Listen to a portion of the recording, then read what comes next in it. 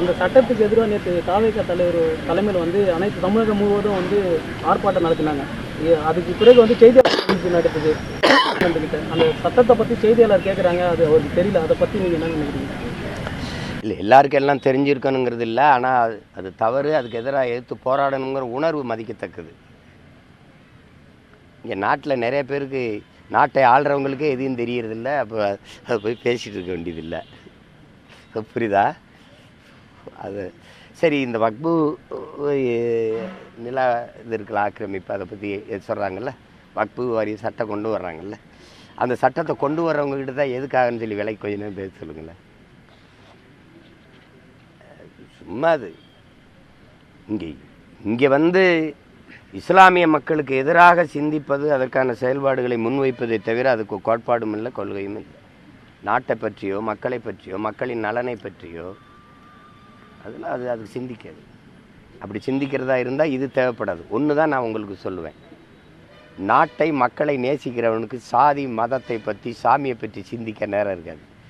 சாதி மதம் கடவுளை பற்றியே சிந்தித்து கொண்டிருக்கணுங்க. நாட்டையும் மக்களையும் பற்றி கவலைப்பட வேண்டிய அவசியம் இருக்காது. ஏன்னா இதை சொன்னாலே மக்களுக்கு வந்து இது ஒரு போதை. அது மார்க்ஸு எதாவது சொல்கிறாரு பாருங்க. இது என்ன சொல்கிறாருன்னா, கல் சாராயமெல்லாம் குடித்தாதான் இந்த மாதிரி இதெல்லாம் போதை ஏறும். ஆனால் சாதி மதம் கடவுளை சொன்னவொடனே ஏறிடும்ன்றப்பில்ல. அது படுத்து எந்திரிச்சா போதை தெளிஞ்சிரும்.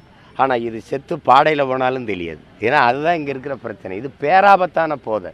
அந்த போதை இருக்கிற வரை இவர்களுக்கு அரசியல் செய்வது எளிதாக இருக்குது. கோரிக்கை உங்களுக்கு தெரியுமில்ல, கல் வந்து கலப்படம்ட்டாங்க. இது புதிய கண்டுபிடிப்பாக இருக்குது. பதநீரை இறக்கி 2 நாள் அப்படியே வச்சா கெட்டு போய் இது கல்லாக மாறுதுன்றாங்க. நம்மெல்லாம் என்ன அந்த பனைமரத்தில் தூக்கில் தொங்க முடியாது, நம்ம மட்டை ரொம்ப உயரமாக இருக்குல்ல, தூக்கில் ஏன் சாகலாம். இப்படியெல்லாம் ஒரு ஐயா பொன்முடியே ஆசிரியராக இருந்தார், பேராசிரியராக இருந்தாங்கிறாங்க. சரி, அவருக்கு தெரியல. ஐயா சபாநாயகர் அப்பாவுக்கும் தெரியலையா? கல் கலப்படம். சரி, நீங்கள் கலப்படம். அப்போ நீங்கள் விற்கிற அந்த பிராண்டி விஸ்கிலாம் அப்படியே தீர்த்தம், கோயில் தீர்த்தம் இல்லையா, புனித நீர் இல்லையா, அதில் எதுவும் கலப்படம் இல்லை. உலகத்திலே தூய நீர் வந்து அப்படியே நேரடியாக கலப்படம் இல்லாத ஒரு மதுனா, அது மதுன்னு சொல்லக்கூடாது, மூலிகை சாறு. அது பனம்பால் தென்னம்பால், அது கலப்படம் இல்லாத ஒன்று. அதில் சுண்ணாம்பு தேய்ச்சாதான் அது பதநீராகவே மாறும். இந்த அடிப்படையோடு தெரியாமல் நீங்கள் எப்படி இவ்வளோ ஒரு உயரத்துக்கு வந்தீங்க சொல்லுங்கள்? கல் குடித்து செத்தவன் எத்தனை பேர் சொல்லு, சொத்தம் விட்ட வித்தனை எத்தனை பேர் சொல்லு, ஒரு பட்டியல் சொல்லு. கல் உணவின் ஒரு பகுதின்னு தான் அரசியலமைப்பு சட்டமே சொல்லுது.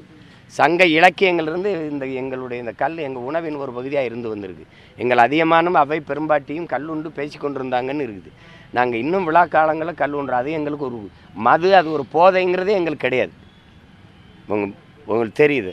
அப்போ பெருந்தலைவர் காலத்தில் கல் கடை போடணுன்னா, ஐயா கல் குடித்தா பசிக்காதியா அது அப்படின்னு சொல்லும்போது, அது உனக்கு எப்படி தெரியும்னு கேட்டதாக கூட சொல்லுவாங்க. அவங்க கல்லுக்கு எதிராக இருந்திருக்காங்க.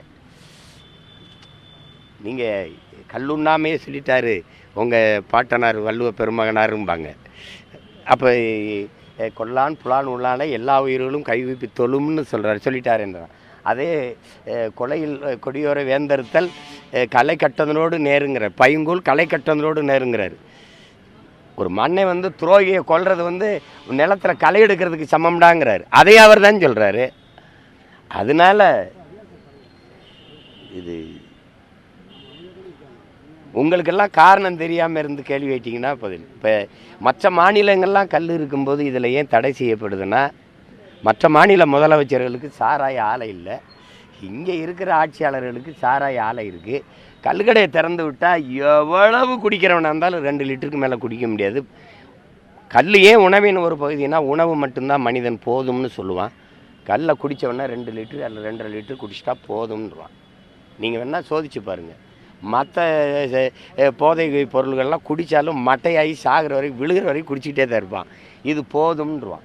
அந்த மாதிரி இந்த போதும்னு ஒரு 500 சம்பாதிக்கிறப்ப இந்த கள்ளக்குறிச்சியில் கள்ளச்சாராயம் குடி செத்தவரில் ஒருத்தர் பேட்டி கொடுக்கும்போது அந்த குடும்பத்தொருவர் 500 எங்களுக்கு கூலி, அதை டாஸ்மார்க் கடையில் போய் குடிக்க போனால் 500 போயிடுது. இது ஒரு பொட்டலம் 60 விற்கிது அந்த சாராயம். 2 பொட்டலம் 120 குடித்தா எங்களுக்கு போதுமானதாக இருக்குது, மீதியை நாங்கள் கொண்டு போயிடுறோம் வீட்டுக்குங்கிறார் அந்த காசை. அப்போ கல் அது மாதிரி தான். 1 லிட்டர் 50 ரூபா வச்சா கூட 2 லிட்டர் குடித்தா 100 ரூபாய்க்குள்ள போயிடுது. ஒரு தொட்டுக்கிறத ஊறுகாயை சுண்டலை வாங்கி சாப்பிட்டா கூட 100 ரூபா 110 ரூபாயிட முடிஞ்சிடும். மீதி காசை வீட்டுக்கு கொண்டு போயிடுவான். அப்போ கல் கடை திறந்து விட்டால் குடியானவன் விவசாயி பெருங்குடி மக்கள் பொழைச்சிக்கிடுவான். இந்த உழைக்கும் மக்கள் ஏதோ 2 லிட்டர் 3 லிட்டர் கல்லை குடிச்சிட்டு உழைப்பின் களைப்பு தெரியாமல் போயிடுவான்.